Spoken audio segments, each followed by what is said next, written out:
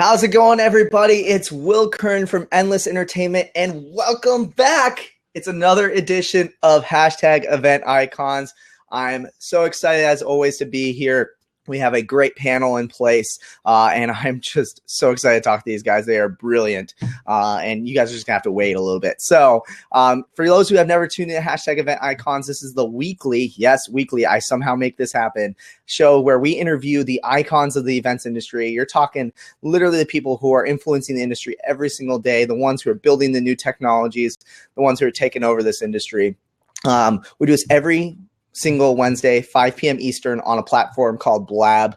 If you're not watching this live right now, you're definitely going to want to tune in live for this because it is just so much fun, because this isn't like a little normal podcast where I'm going to ask the questions and, you're going to basically just hear this one-sided conversation. This is a chance for you to tune in live, like all the people that are tuned in live right now. Thank you so much for joining us. You guys are going to get a chance to ask the questions to these event icons and pick their brains and find out what the newest trends are and the tricks and everything like that.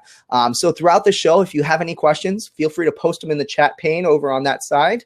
And feel free to type /Q and then your question, and it will post it over into our question pane and allow us to basically have all our questions lined up for us to answer for you guys. And so be sure to ask questions. That's what this show is all about. It's about you, the audience.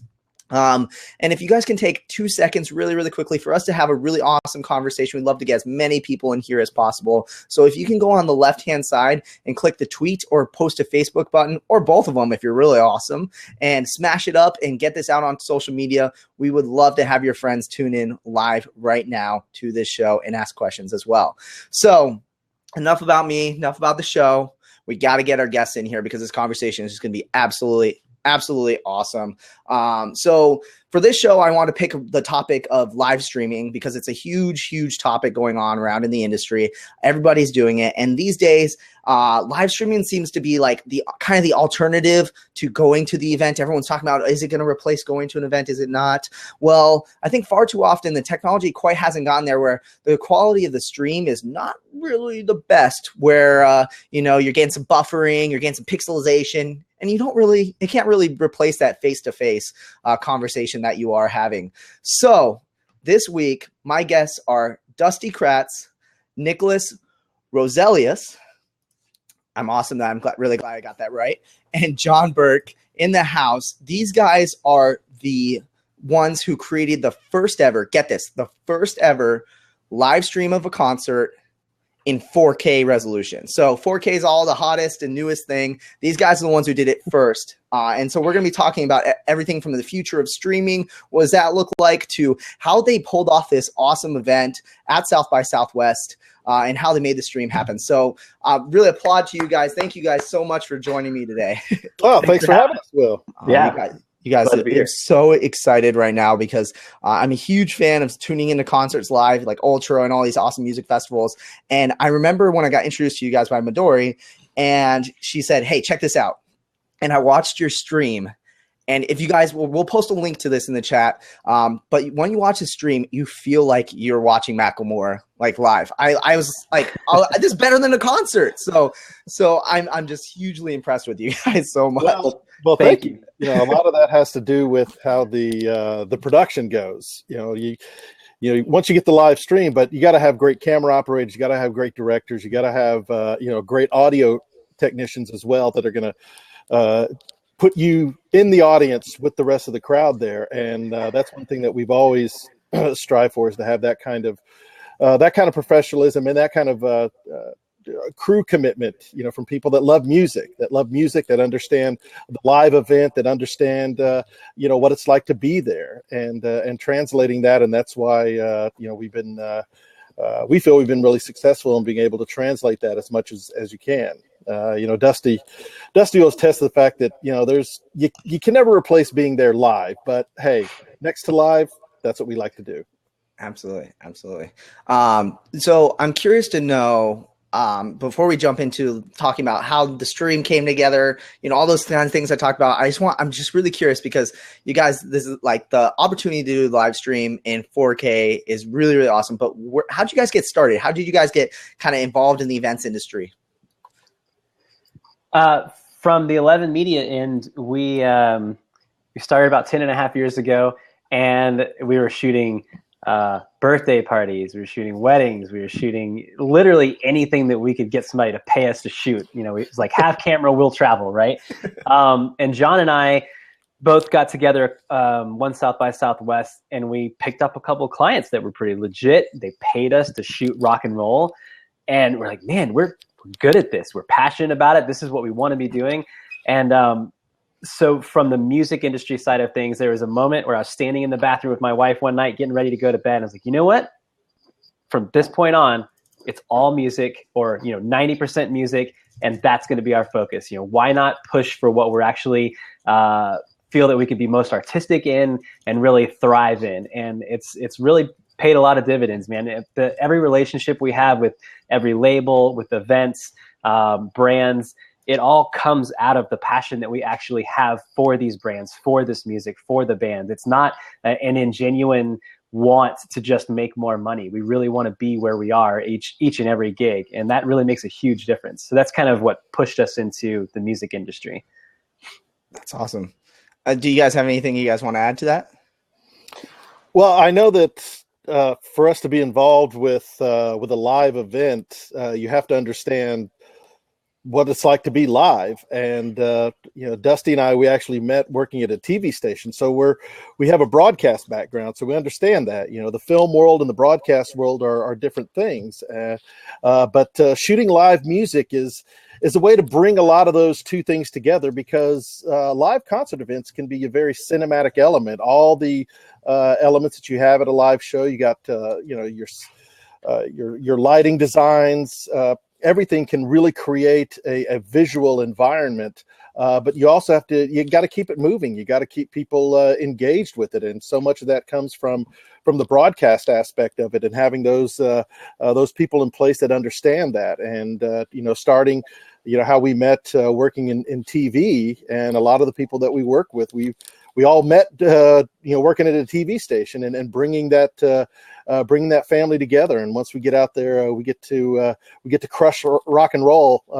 That became just such a huge attraction, and finding those people that have that same passion for that and understand the live aspect of things is really, really crucial in being genuine and transmitting that passion for what we have on our side of the camera to the people on the other side of the other computer screen.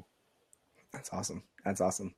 Yeah, Nicholas, I think for me, just getting into this, as well as the other partner for Stream Monkey, he together we worked at an organization, a large church north of Orlando, and we were doing a lot of stuff with streaming as well as production. So I was like the production guy, TD director, like calling shots during the event, and he's back there, figuring out how to get this out and to more people. So we did some innovation with like iPhone streaming and stuff like that for the church. We did some stuff for Roku, building Roku channels and stuff like that, so that we could just get more and more people to watch, get the experience to be just that much better. And so I think that kind of was like the laying the bed for where and what we can do today. And so that got us into doing streaming. So we started Stream Monkey, and we've just been doing that for years, trying to connect and network and get into more live events, more and music is one of them. And so we met up with Dusty and Jon and those guys, and we just started doing some work together, and it's been fun. And I think it's been a really cool way to begin like innovating again in a lot of cool areas, like 4K streaming as an example. Awesome. So would you guys say, sounds like music was kind of the three-pronged approach that kind of attracted you guys together. Did you guys, what would you say is your guys' like favorite band? Or let's say favorite band, and then what's your guys' favorite show that you guys have worked on so far? Man. Yeah, that's my a lot. Favorite band is, my favorite band is Collective Soul. Have not worked on a Collective Soul, Collective Soul, if you're out there, they want to do a 4K live stream. Yes. Hey, they had an album out last year. We could make that happen. All right, good deal. And do I need to like turn this way? Oh, thank you, Dusty. Other way. The other way. It's kind of a Brady Bunch thing. Yeah, it really Yeah, is. exactly. If people get that reference. Yeah. For me, my musical trinity is Depeche Mode, U2, and Duran Duran. And I've had the fortune of being able to interview and shoot Duran Duran live. So that's been really, really cool. As far as the best show that we've done, I'm not a huge hip hop fan, but hip hop shows are some of the funnest shows to shoot because the energy level is so high. And from a broadcast standpoint, you got a couple guys with microphones that are walking back and forth on stage. Dynamically, there's not a whole lot going on stage. When a full band's up there, you've got drums, you got guitars, you got keyboards, all these things you can shoot and show different things with. You got a couple guys walking back and forth with microphones. So one of the key ingredients of a hip hop show is the audience. So when they start saying, let me see those hands up, you whip that camera and you get those people and it just starts jumping, absolutely starts jumping. And you just get so involved with what's happening there that you become part of the show. But at the same time, you're also like, I got to translate this. I got to show everybody that's watching what this energy is like. And that comes through the directing as well, because that director's got to be able to see it and recognize it. And the camera op's got to be able to see it. So hip hop shows are some of the funnest to shoot. I've had such a great time. We did, Travis Scott was a couple years ago at South by Southwest, and he pretty much blew the tent off of the fader fort with his set. It was so much fun. Awesome. Yeah. What about you, Dusty? Foo Fighters is my favorite band of all time. Dave Grohl is a rock god, but haven't shot them. We will. I have no doubt. One of my other favorite bands is The Roots, and we did get to shoot them for a Super Bowl party with Rolling Stone and Jeep in New Orleans a couple of years ago, and that was fantastic. And I'm with John. Live hip hop is pretty much unlike anything else, but that Macklemore show you mentioned earlier is easily one of my favorite shows we've ever done. It was at the Roseland Ballroom in New York. It was one of the last shows they did before they tore it down, and it was just an insane amount of energy. And Justin, so punk rock over there in the queue, and Bradley Cantor, who's also here in the chat, both of them were there in shooting and directing that show, and it was fantastic. That's awesome. That is so awesome. So would you guys say that the necessity for streaming a musical show, do you think that's completely different than, a lot of our audience are meeting planners and corporate planners. Do you think that the needs for live streaming differ between those different shows?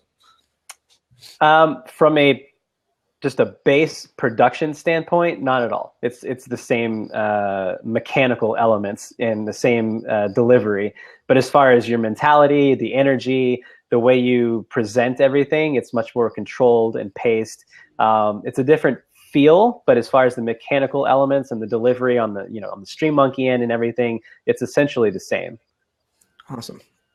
Yeah, I mean, I'd say to add to that, like if you feel like your content is going to be a little bit more slowed or static, as far as like, you got a Macklemore concert or something, everybody's jumping up and down and all that kind of stuff. If you have like a talking head for like a corporate event or something like that, they may not be like jumping up and down and doing all that kind of stuff and getting the crowd going crazy. So you might have to put a little bit more extra effort into maybe like what's going on else in the frame. Like, did you make it look nice? The backdrops, the different things like that. But there's a Star Wars poster in the background. Yeah, always. So like if you got Star Wars poster will always up your production values no matter what. Exactly. So yeah, no, and I think just like good production too on top of that. So like, using guys like Dusty and John for production, like it's going to be like good work. And so if it's like slower and maybe seen like a slower show, like if the cuts are happening right, if the cameras are in focus and all that good stuff, like people will stay engaged because they're there for the content that they're giving, and so that's going to speak for itself too. So I'm curious to hear. I like totally jumped the gun, like asking that question about the difference between the corporate AV and the rock concert. But I think a lot of people are really curious. I think a lot of people are really, really curious about how did you guys get the opportunity to do the 4K live stream out South by Southwest? Like you sound like you guys were already doing shows there kind of already. Did you guys pitch the idea, or did someone come to you? How did that all end up working out? I'll turn that over to the man, Jon Burke, for that one. Well, those that know me, I refer to myself as the analog kid. The gray in the beard kind of sets me a little bit apart from these younger cats below me. But so I like to think of things in as analog and simple as possible. And so I was just thinking, as we were talking, hearing 4K out there, I was thinking, well, can we do a live stream in 4K? So, my simplistic thinking was just, I called up the guys that we work with in Austin, Omega Broadcasting, for our majority of our equipment rentals. And I was just on the simple thing as well. You need a 4K camera, you need a 4K switcher, and you got to have a strong internet connection. So I asked and said, hey guys, if we wanted to do a live stream in 4K, would you be able to do that? Do you have the tools to do that? Let me get back with you. And then they said, well, it's a little more involved than that. So we got in touch with Alan over at Omega, and he was their 4K point guy. So he started researching into the aspects of needed for stream, because you're going to need a player that's going to be able to handle the 4K. What's the technology like for getting a 4K live stream out? Getting the signal coming out of the camera is not as simple as just plugging in an SDI cable. It's a little more complex than that. So we started talking. This was in the summer of 2014 when we started asking these questions, looking to do an event in 2015. So with some more research, it's okay, it's out there, so it's capable of doing that. So then we thought, well, has it been done? And as all of our research that we looked at, no one has done a live stream concert event in 4K. So we said, well, if it's out there, if the technology is out there to do it, then let's be the first. It's kind of like the space race. Somebody's got to go up in the rocket first. Okay. It's not going to, technology is going to change, but somebody's got to be in that capsule for the first time. And it's like, why can't we do that? So we had a signature event at South by Southwest that we'd been working on for years, doing live streaming. And we thought, hey, let's see if they would like to introduce doing this in 4K. So once we were able to get some of the tech elements down there, because a lot of that had to do with how you're going to get the encoding part of it, being able to take all of that data and mash it down so you can get it on the internet. And we partnered with Kogo HD in Austin that was able to encode at 9 megabits per second, and using existing codec. That's the whole thing, is we were using existing platforms in order to deliver this live stream. So you didn't have to have proprietary software. You didn't have to have a set-top box or anything to stream it to. It would just work on existing platforms, and that became and also at a lower bandwidth. So you didn't have to have a monster connection either to get this. So once we had all those chess pieces right there on the board, it's like, all right, let's make the moves and let's start this game. And from that point, then we had to engineer, having a multi-camera live set up and getting all that. And the guys at Omega and Alan, they were key in engineering those aspects of it. And then it became, very an easy sell. One of the principal sponsors was Dell, and we were all about telling a story about 4K. But it really came from just, hey, why can't we do it first? There's nothing out there that's saying that somebody else can't do that. Let's go ahead and take this opportunity and use our relationships and our experiences as a live stream operation. And let's take the next step forward. There's absolutely no reason that says we can't do it. And we did. Awesome. I will say that Jon said it was an easy sell after that, and that's not entirely true. Tell us about the selling part. Well, it was from a, hey, this thing works now,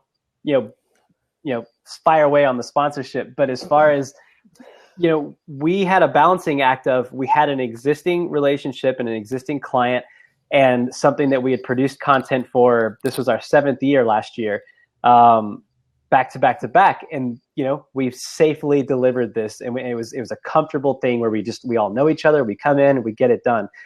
We were bringing this giant, scary variable to them. And so there's definitely some massaging and some balancing act between, hey, we'd like to do this in 4K. Hey, John, do you think it's ready? Well, it's kind of there. Hey, Coco, Stream Monkey, do you think we could do this? I mean, probably by March. And then the client's on the phone like, well, can we do this? Can you say it's ready today? And then I would just say, damn right, it's ready today. And so there was a lot of faith and trust between our 11 Media team and Omega Broadcast and Stream Monkey and Kogo HD. We all trusted each other to be experts in our field and to show up on site and deliver the undeliverable, before that point. So it was a little scary. And, when we got on site, there was a lot of engineering.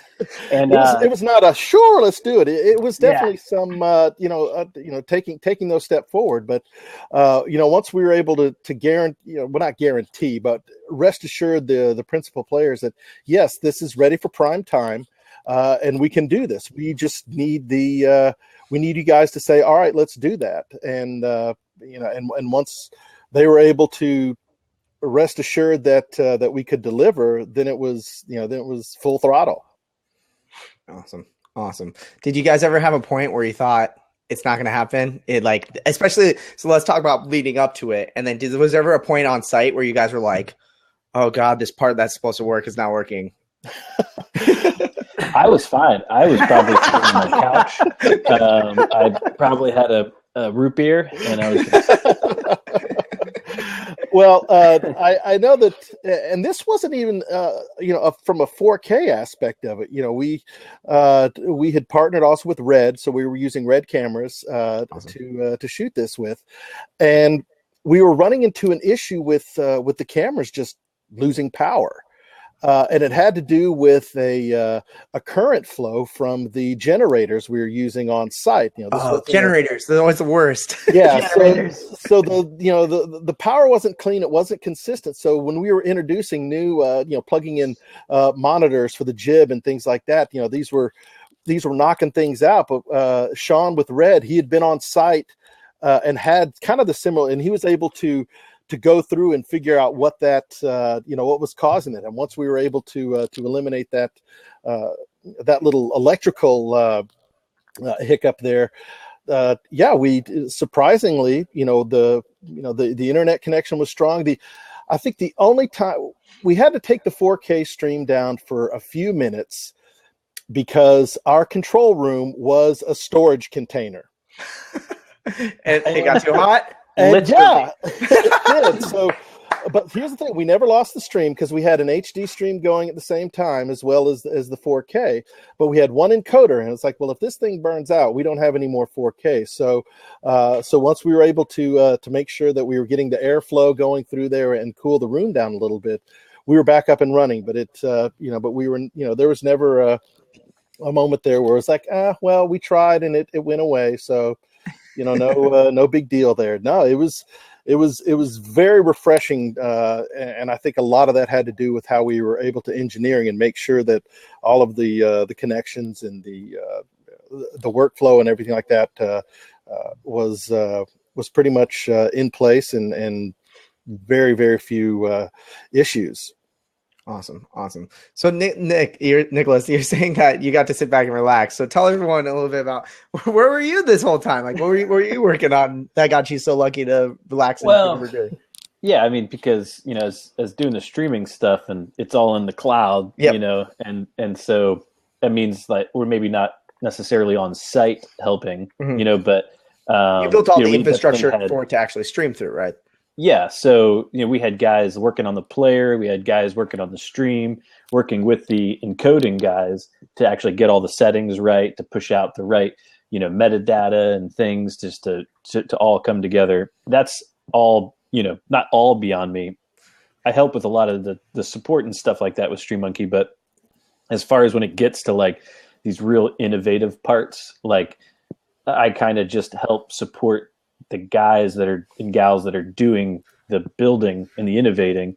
And so maybe I'm the guy running to the store to get the root beer or, things like that or something, So maybe your work was leading up to that point, right? To set everything up. So they had the easy job. I'm helping take care of the team to help make it happen. So, totally. Awesome. But yeah, I mean, we had engineers, working on it, like constantly working up to it and just having, designing the player, branding the player, trying to make it, very obvious that you're not just watching a video. Like, it's interesting when you're trying to show when somebody's watching the video, like, that looks like nice video, but also telling the people around it, like, you're watching something at, 2160p or whatever it is, like, not just 1080p, you know what I mean?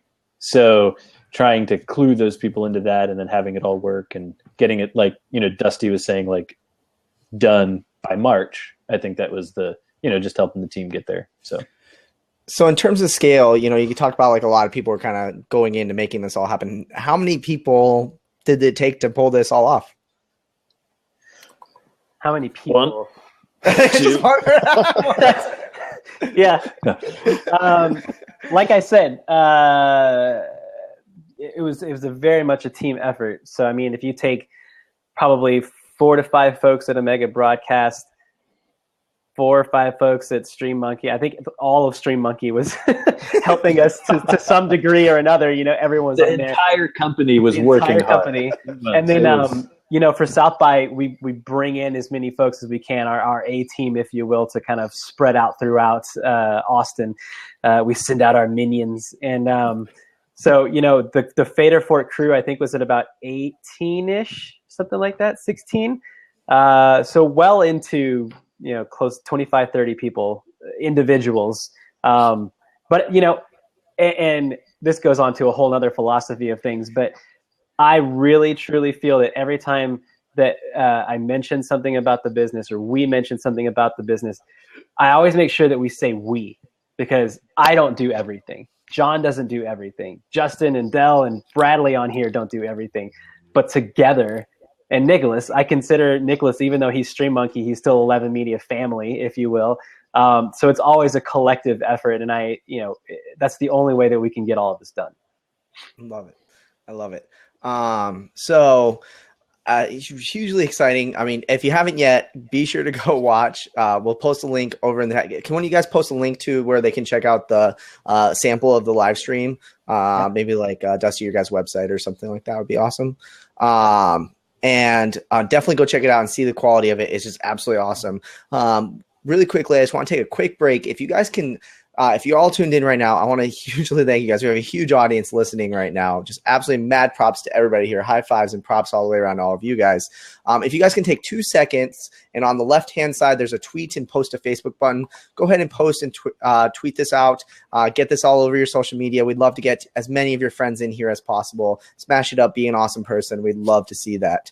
And then if you guys are out there and have any questions, we'd love for you to ask questions. If you type /Q in the chat pane or just ask your questions, we would be happy to answer them. So I just have one more question before we kind of start jumping into some of the audience questions is, I think everyone's really curious to know, what is the future of live streaming? You guys kind of broke through and just created the new future of live streaming with 4K, but, are we seeing more and more 4K? Are we going to things like 360 as Alex has brought together? Are we seeing things like 360 audio? What do you guys see as the trends for live streaming?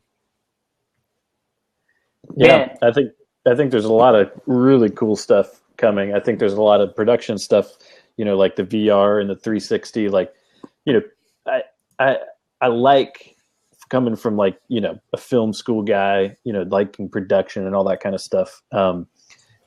Cameras and camera work and all that stuff is still at the very core of making all this look great and then pushing it. So like the 360 camera, the experience of like VR. I mean, the stuff that we saw at IMFCon was like awesome. I mean, it was a treat.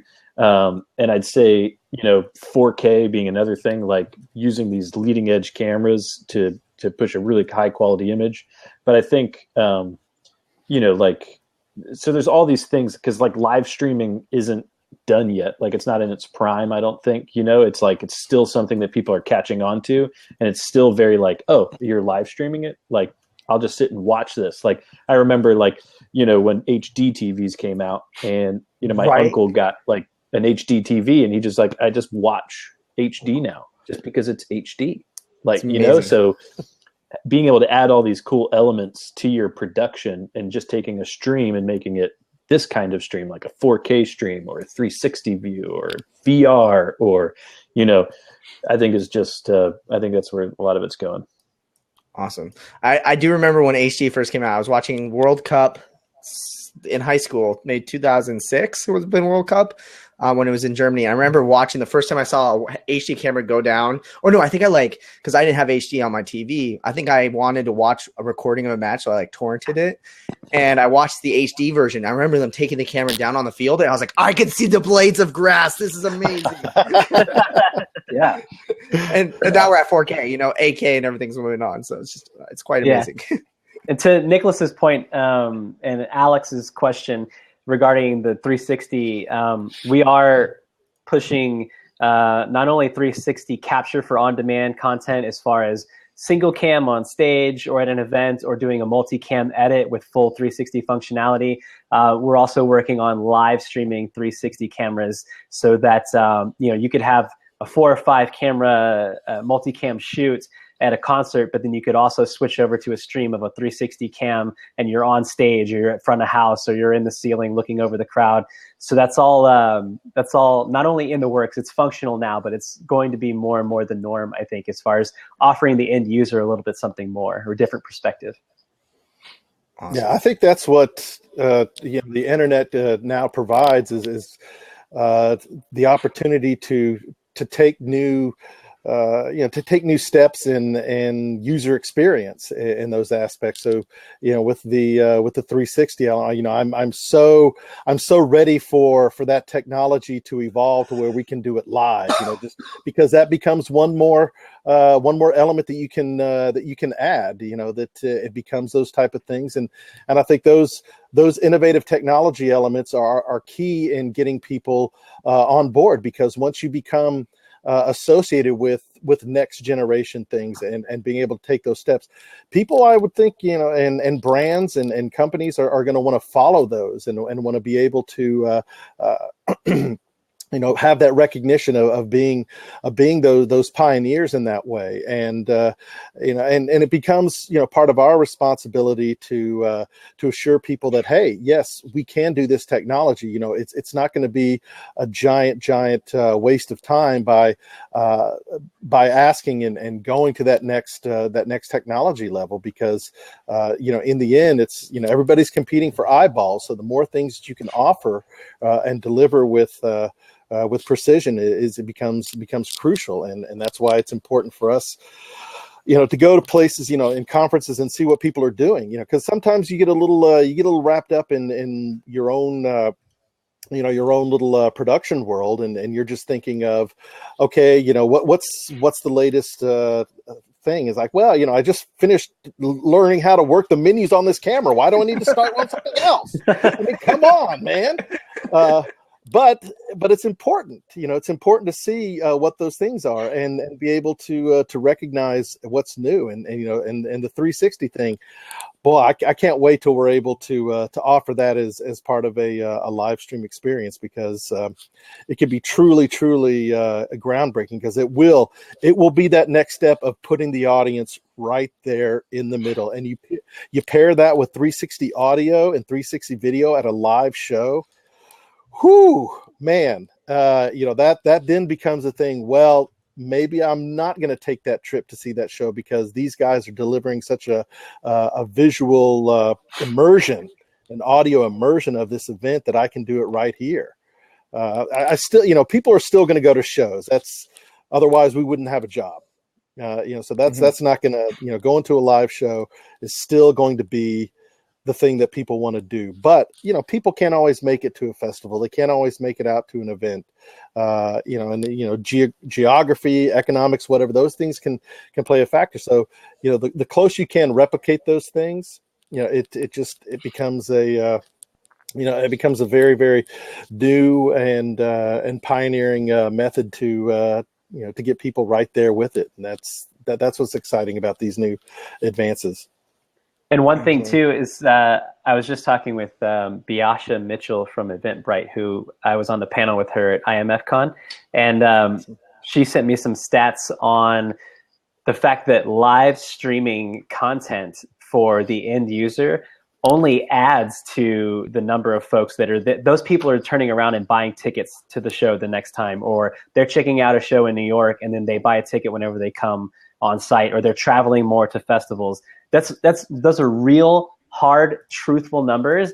And you can no longer make the argument of, well, if we live stream it, then we're giving it away and blah, blah, blah, blah, blah. It's not true. And you're only offering more, you're extending the scope for your sponsors as well. So if you're not live streaming by choice, then you're also choosing to not give more to your sponsors.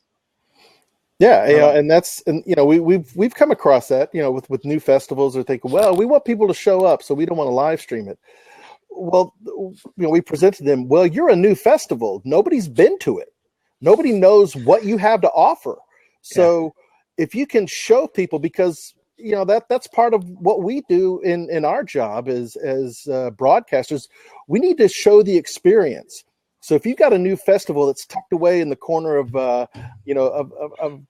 some great mountains in Arkansas, and it's a beautiful environment, show that off so people look at that and say, wow, that's gorgeous. I want to go there next year. So, it has to, people have to recognize that it becomes a promotional element for your event as well. It's not just, oh man, we don't want people to show, we want to show them at home. It's like, no, it becomes such a huge, huge way to show off what kind of environment you have. And that's what we'll do on our end as the production team is we'll show that gorgeous landscape. We'll show what people are experiencing while they're there. So it gives people an opportunity to say, hey, that's something I'd really like to do. So that becomes, our responsibility as visual artists to show that element as well. And so, and as Dusty said, the numbers are out there that are showing that you're not losing people. People are not staying away because you're live streaming. It's actually bringing more attention to your event by doing that. Right. Live streaming it's a marketing tool that can help your business grow by telling more and more people about it. I mean, it's just a way everybody's on the internet.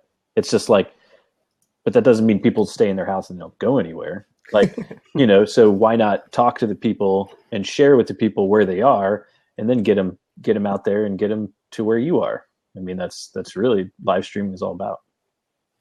Love it. Thank you for answering one of my questions. You guys are awesome. I think that's the number one question that we get with live streaming is, what about are people not going to buy tickets? All those things that, and part of Alex's question was, do you guys think that 360 is going to bring it? I think definitely. If live streaming, watching it on a computer screen does it, going 360, putting on virtual reality head, people are going to get immersed and say, I got to be here. That's what happened with me and Ultra when I was getting into, EDM music festivals. I had never been to a massive music festival before, was that saw Ultra live streaming. And I said, I got to be there. This is amazing. Yeah. So, but the unique thing about 4K really though, is that, like HD, everybody's going to have it. Everybody is going to want it.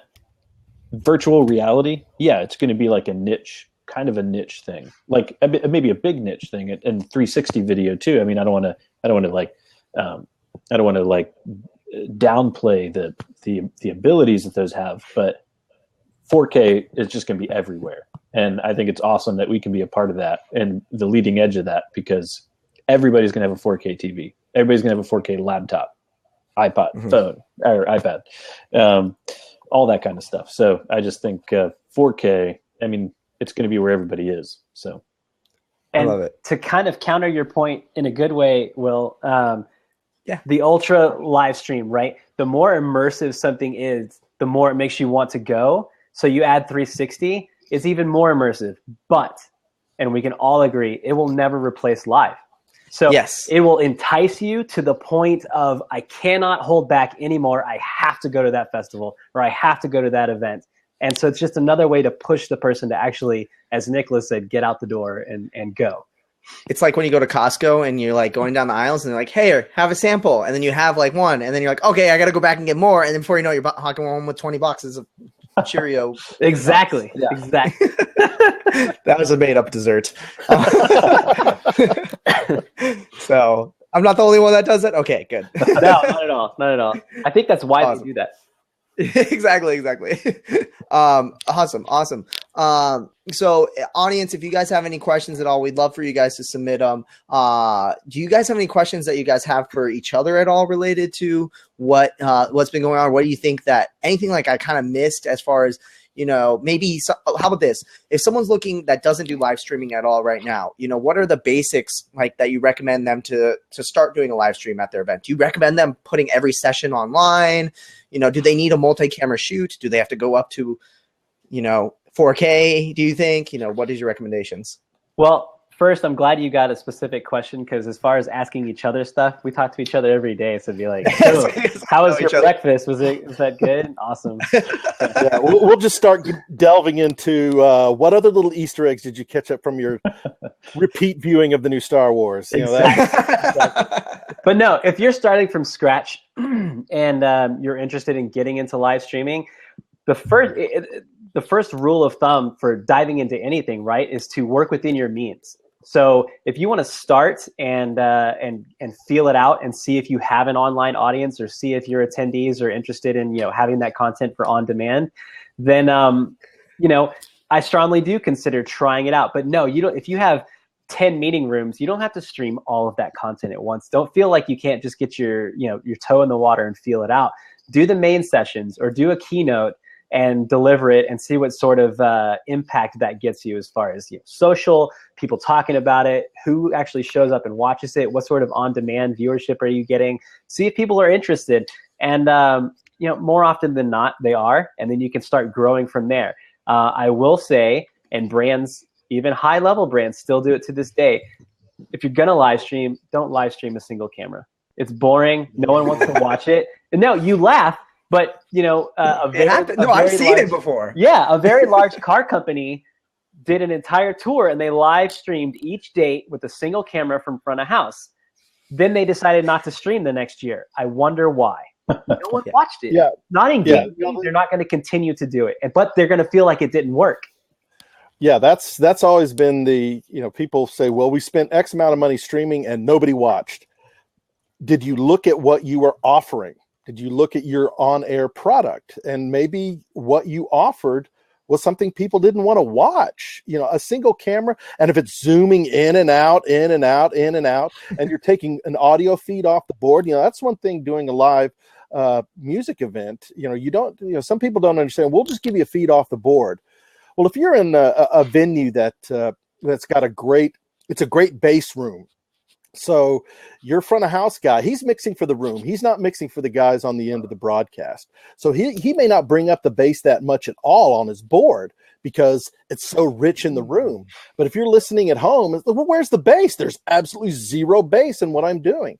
So your audio mix for a broadcast is different from what's happening in the room. And, that's something that we need to, that we always educate people on the kind of things when they're wanting to do these things. Is to let them know, okay, here are some things that you need to think about. And there are a lot of times it becomes an education. It becomes an education of people on technology, on what's happening, even for some simple basic things, because live streaming is out, it's pretty mainstream in a lot of aspects, but there are certain things about it that people that still need to understand. And if they come at it from just a pure sense of ignorance, of just not knowing, then that's our responsibility to recognize that and present that. And if they then solve the problem, then it doesn't become a problem. But in the end, it says, well, how come this didn't happen? Well, we told you because of this. And that goes on, with and Nicholas, I'm sure can chime in as far as the education of people when it comes to the streaming aspect for analytics and those type of things. Talk about that, Nicholas, because that's something that the analog kid here. Yeah, I still need to know some of that stuff. Yeah, so that's a great point. The analytics side of stuff is just like when you have somebody walk into your store and you ask them who they are and where are you from? Like, are you just in town? All these things that is a very analog way of capturing that data. But, being able to see who came, how long they came, where they came from, how long they stayed, what kind of browsers, devices, all these different things. You're just learning more and more about your viewers and the people attending, and you're going to see that you're probably going to get people that have come to the event. And if it's on demand afterwards, or if it's still being live streamed the next day and they couldn't make it, they're going to come back and keep watching. Like, people are going to come to the event and they're going to watch online if they have the ability to. They're just going to keep consuming the information. And just to be able to know who that is and how many times the same person has come back, all that kind of information. Like, you can't have, you could get swamped with information and not use it right, but being swamped with information and knowing how to use it, you can never have too much of it. And so it's a great way to learn about your audience. And I think, just to tack on to what these guys said, like, yeah, you're starting your production, just do it right. Like, and you're like, well, how do I do it right? Well, ask your friends, ask Google, research. Like, you got to put the effort into learning how to do it. Ask somebody that did it before and say, who'd you guys use? Oh, I used 11 Media and they use StreamMonkey. Awesome. Like, yeah, we're going to, I'll try them out or something like that. But do it well, even if it's, 2 cameras, or it's 1 camera and a slideshow or something like that. Like, just do it as good as you can, as high quality as you can. And, the content will bleed through, but, when you're competing with like phones and all this other gack coming from everywhere, like, you just want to make sure it's as good as it can be. Awesome. I love it. Alex kind of brought up a good question, and I think that it kind of begs the question we're talking about, what should someone do for live stream? The question also is live streaming effective for all types of events? So, for example, if it's not a concert or, maybe a more typical person talking on stage, do you think, for example, in his question he asked, is live streaming effective for something like walking through a trade show at all? Yeah, absolutely. I think anytime that you can transport someone to a location and show them in the most physical way possible online, there's a benefit to it. And it's all, again, it goes back to the last question. It's all in how you execute it and how well it's done.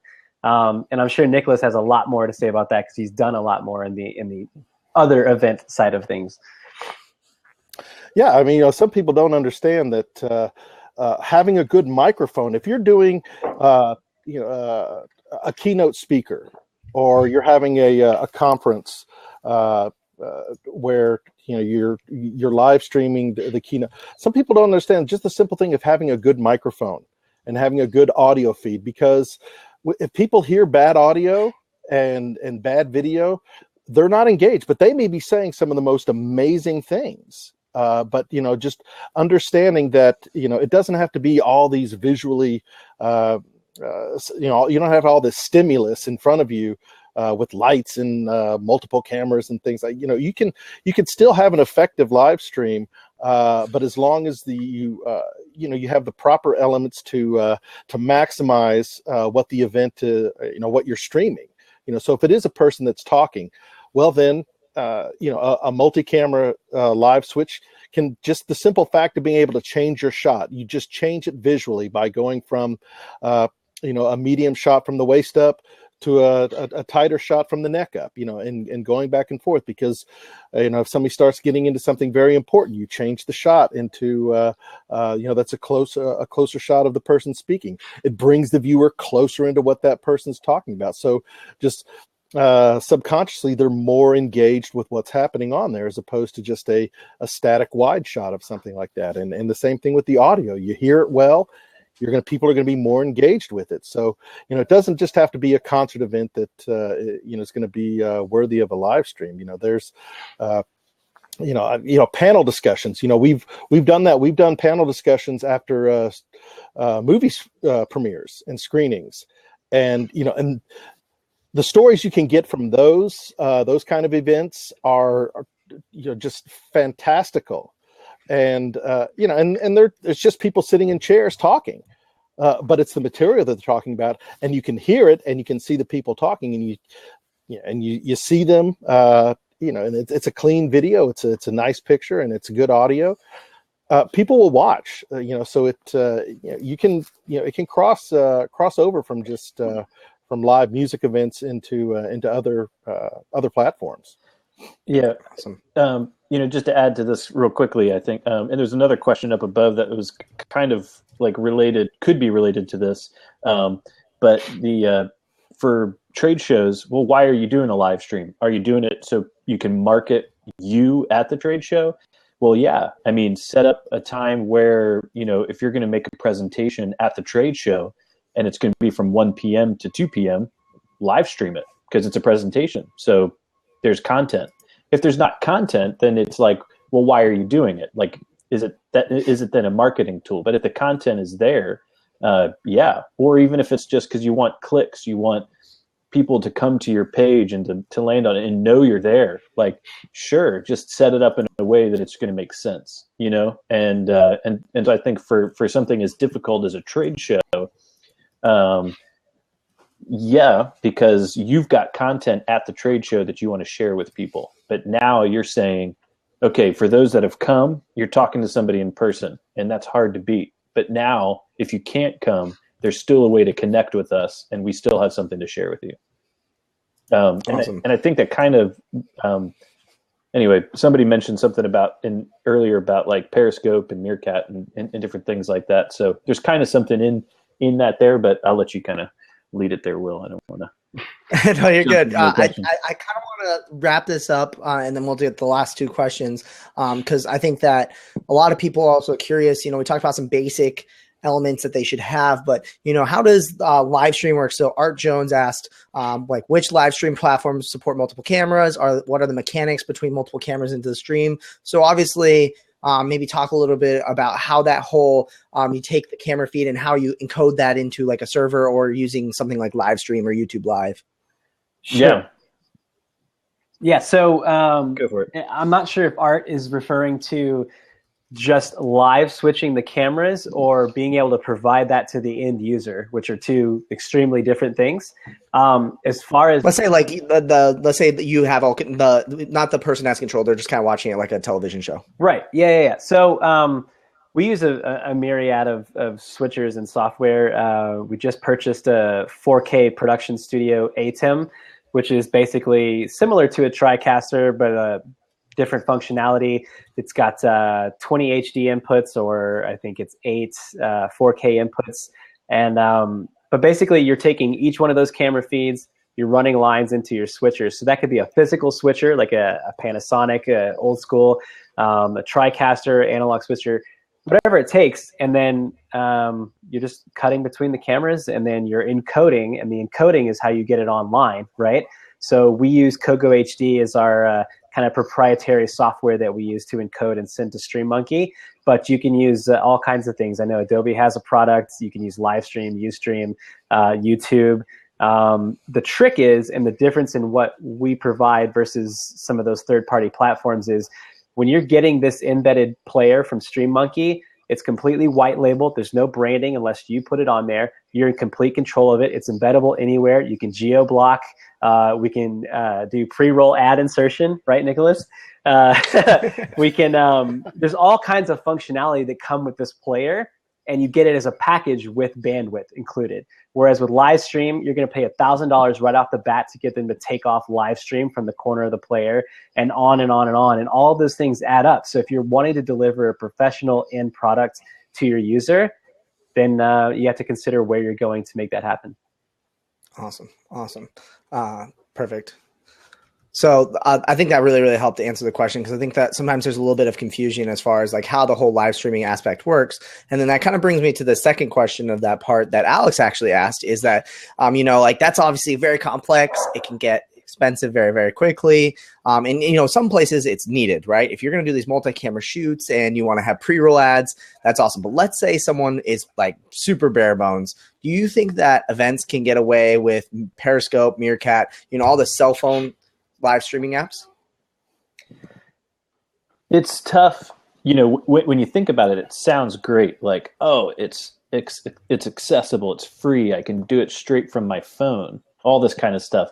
Well, yeah, I mean, you can do stuff from your phone. So there's a place for it. There's a place for Periscope. It's a social app. It's a social interaction with people, which, so is an event, so is like a trade show, all that kind of stuff. But on a different level, like Periscope is, hey, I'm going to share this with my friends.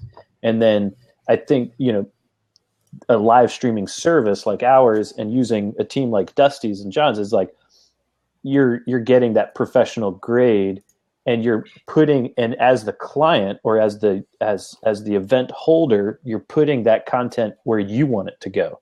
So for Periscope, you're like, let's say, like, or something like that. I don't want to dog Periscope per se, but on that kind of platform, to me, you're now competing with other people on those platforms.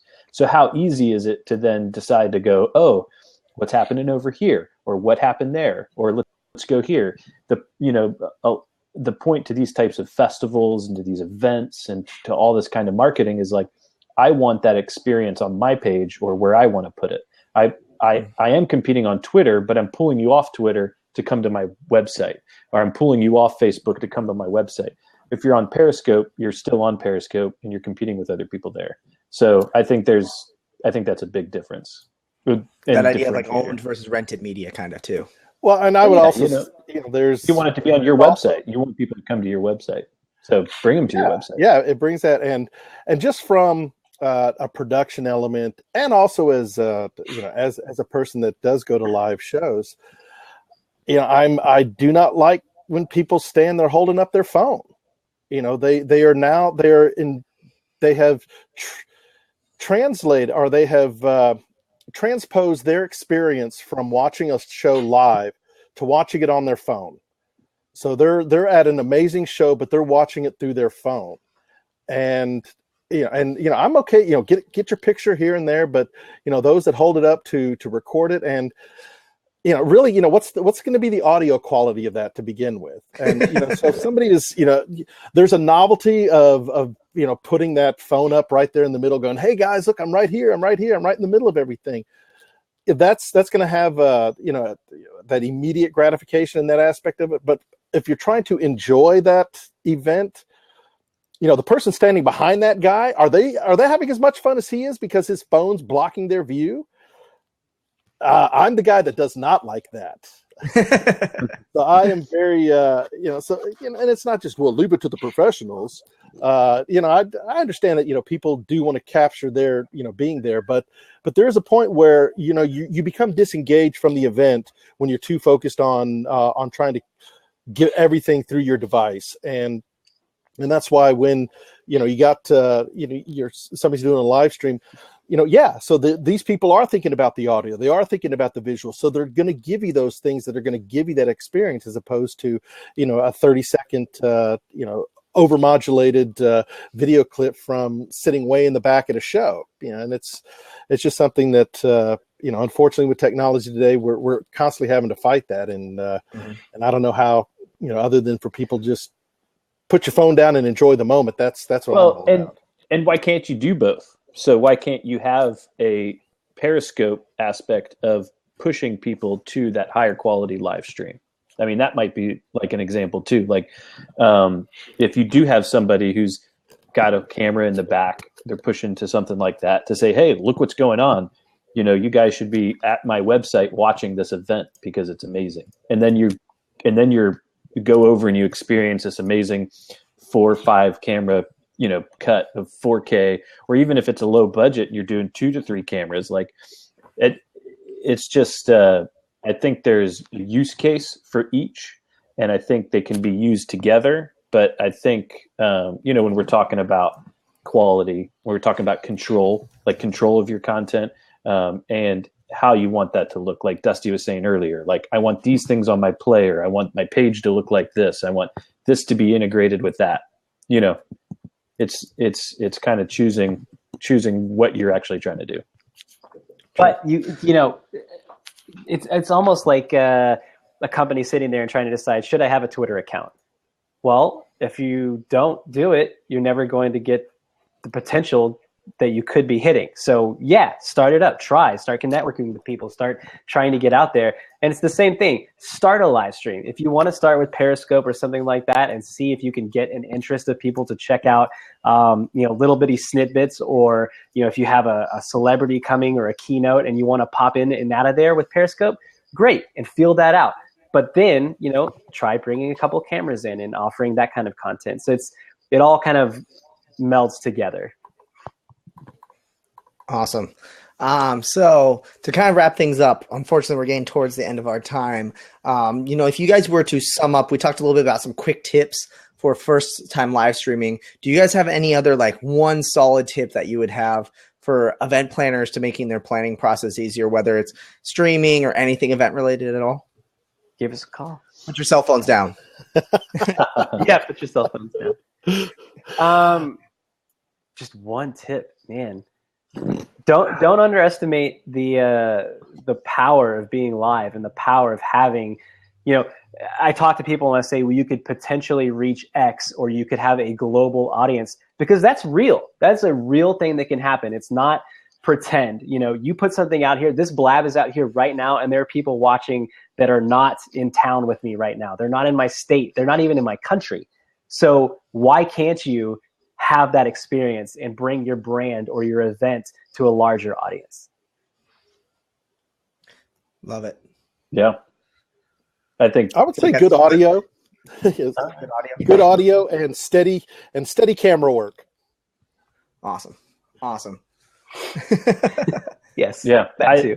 I'd say just, if you don't know, ask questions, ask your friends, ask Google,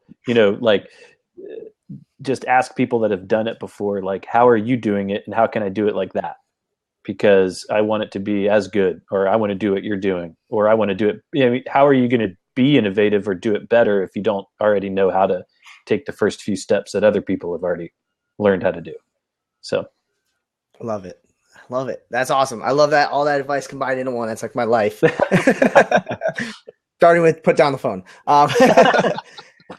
So to kind of wrap things up, we obviously are here to really help everybody out. And there's obviously so many resources out there to be able to help people learn about live streaming and everything like that. What sort of resources do you guys have that you guys want to share with the audience? And as you guys are kind of going through them, if you can post them in the chat on the left-hand side, that would be awesome. Bless you. Thank you. I was trying to get through that one. You made it. Guys, resources as far as favorite blogs, favorite videos, anything like that. Oh man, I read that question in the rundown before, and I was still coming up blank. Like I'm a stream of conscious worker and internet person, so I'll have 20 tabs of my day, underneath me, and I go back to them, and I get an email half done and come. So I'm real ADD on my working. I love to find anything that can. I love Seth Godin, who's a great public speaker, motivator, entrepreneur type.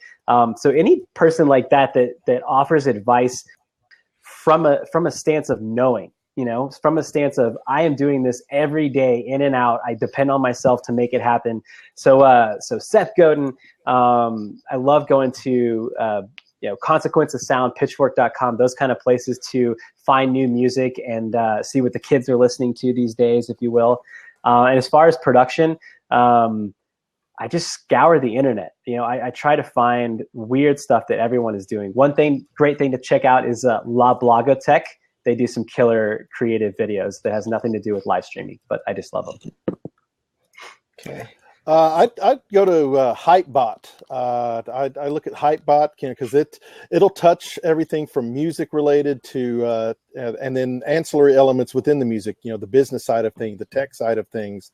And they'll link you to different stories about advice for musicians about what's the best way to self promote and these type of things. And obviously looking just to see what's happening trend wise, but Hypebot's really good for me just to have those real short, brief statements to, okay, let me get, go a little further on that. So that's one that I like to frequent. Awesome. I think streaming media is a resource online for streaming blogs and different things. People have questions you can post, have other people ask different things like that. So and then I think going back to the other resource is who in town does it like you want to do it, and show up, knock on their door, or just kind of raise your hand and say, how do you guys do this? Can I have a tour? Can I be like in the backstage one day? Can I, stuff like that? Like, yeah, like if if people are going to be willing to, because people want to show off what they do. People love to show off what they do. So ask them, because they'll love to tell you. Yeah, or you can just hang around after the event and just chat up with the crew. One of our 2014, we had a guy, or no, was it? Yeah, it was 2014. He hung around after a show at South by Southwest. Says, "Man, I love shooting music. I want to be somehow just. How do I get to be involved?" Well, show up tomorrow and roll some cable, and we'll talk. And this is our friend Obi, and he's a great shooter. We've used him a few times on events, and that's part of it too. Just having some moxie there, and when you see somebody that's doing something that you like, there's stalk them, but be cool about it. Don't be creeper. Be cool, not creeper. I love it. Awesome. Well, that's all the questions that we have for today. So I want to give a huge thanks to our audience and our awesome guests. Yay. You guys are absolutely awesome. Such a wealth of information. So thank you guys so much for being on the show today. Thanks for having us, man. It was a blast. You're very welcome. So it went really fast. I'm glad you guys had a good time. So for everyone who is tuned in right now, we do this every Wednesday at 5 p.m. Eastern, right here on Blab, the home. If you are watching this recording of this, or you want to rewatch this again, we will be posting the recording of this with all the resources mentioned on our blog, helloendless.com/blog. Just head on over there and catch the show notes and all that information, as well as finding these guys on Twitter to follow them and see what their antics are up to. So I'm so excited, though, for next week's episode, which I'm absolutely blanking on. Hopefully I can pull my calendar up fast enough. We have a really, really awesome company in the house called Red Frog Events. Red Frog is famous for Firefly Music Festival.